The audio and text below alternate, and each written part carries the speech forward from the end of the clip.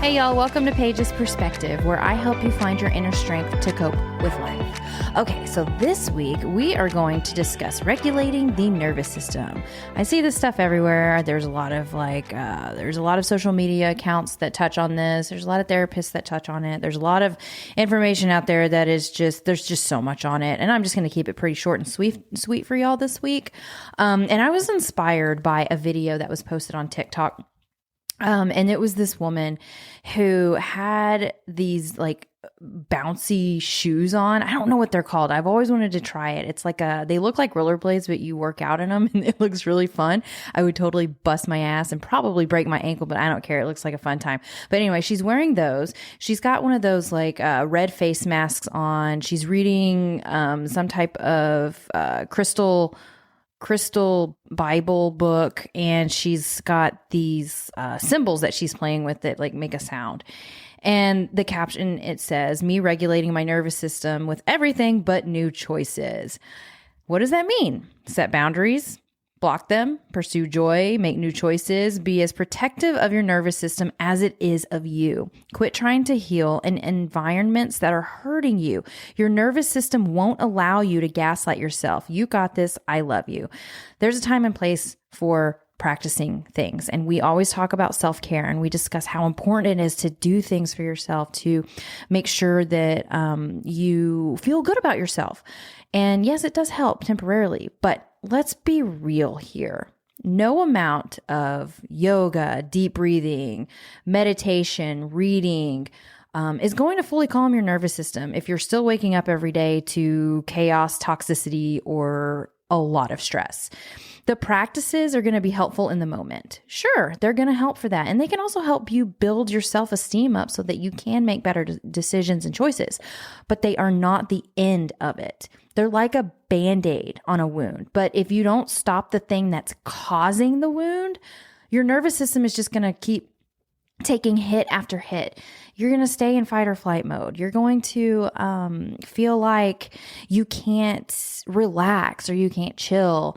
Something has to change. It can be your mindset. It can be all these other things. It's getting out of your environment, because our nervous system learns from our environment. You know, think about trying to relax in a room that is on fire, that's constantly on fire.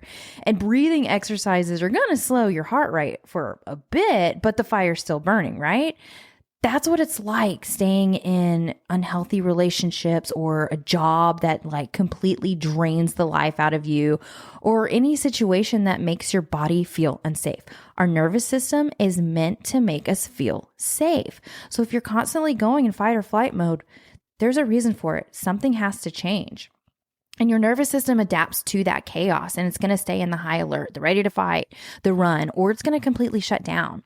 And temporary calm isn't the same as healing. So these practices is not the same as healing the wounds. When you lean into them alone, you might feel better for an hour or two. You might feel better even a little bit longer than that. But if you go right back into the same stress-filled environment, your nervous system has to gear up again. It's like trying to take a nap in the middle of a construction site. You can only do so much. And change brings safety, and safety is what brings healing. And the hard truth is that you can't just manage these situations. Like, we don't need to just manage them. Our nervous system is not going to allow us to. Eventually, it's going to come back and bite us in the ass. We need to eliminate the things that are causing us excessive stress every day. Yes, stress is part of life. We learn to manage stress. We learn to deal with it. But if there's something that you're involved in that makes you feel really, really unsafe, your nervous system knows that it's making you feel unsafe. And, this could be setting boundaries with someone who constantly pushes you, or, leaving behind that job that's eating you alive. Or walking away from a relationship where, you're always on edge. And these are not easy choices. It's not easy. This is hard. But they're the ones that signal your nervous system that you're safe now. And the practices that we discuss, like coping mechanisms, we talk about it all the time. I think it's really important for everybody to be doing this no matter what situation you're in, because like I said, it builds up some resilience. It helps you find who you are. It's going to give you a temporary relief, but that's not the end of it. You those practices are going to work better when you actually feel safe. When you actually create a life that feels stable and supportive, that's when they're going to click in an even bigger way. Meditation doesn't have to fight against, constant triggers anymore. Breathing exercises don't feel like a last-ditch effort to keep it together. Instead, they become tools to maintain your peace, not fight for it. But mindfulness, yoga, journaling, exercises, all the things that we say are so important for you, they are amazing. Keep doing them. Keep posting about them. Keep pushing yourself to do them, but don't mistake them for a substitute for the real work of making change. They can help you cope, but only you can give yourself the safety your nervous system is actually asking for. And that goes with changing your thought patterns. That's doing therapy. That's recognizing your worth. It's empowering yourself. It's making the hard decisions that are going to make your body feel safe. And I know that a lot of this it's almost like a spectrum. So we talk about gentle self-care in our earlier episode about self-care and how it's like, okay, just brushing your teeth is amazing self-care, brushing your hair, getting up, doing things. And then you build upon that and you make it better. And then you work on your emotional self-care, you work on your mental self-care, you work on your physical, your environmental, all these things. And it doesn't happen immediately, but don't rely on those things to fix the problems. Those problems are still going to be there even when you're doing these things. It's almost a form of avoiding in a way. And this, whenever you start to make the bigger choices and you start to really change and shift, that's going to be later on within your self-care. So this might be for those that are further along on their journey.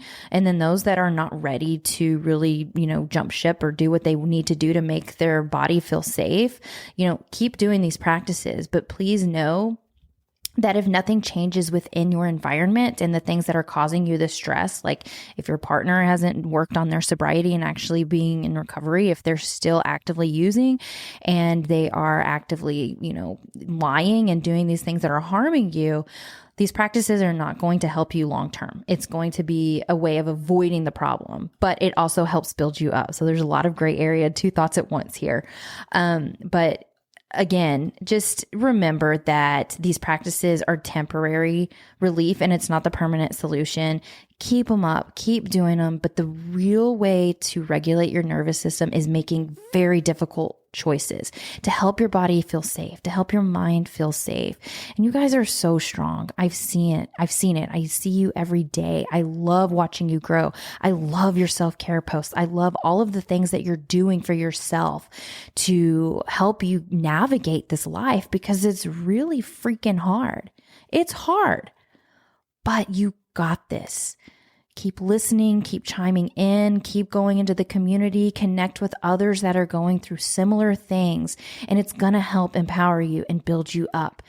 But remember that regulating your nervous system is going to mean changing your environment and shifting your thought patterns and your mindset and doing really, really hard work. So I hope that's somewhat helpful. I could talk on this for a long time, but I like to keep these short and sweet. And that's all I got this week. Until next time, I'm Paige. Bye.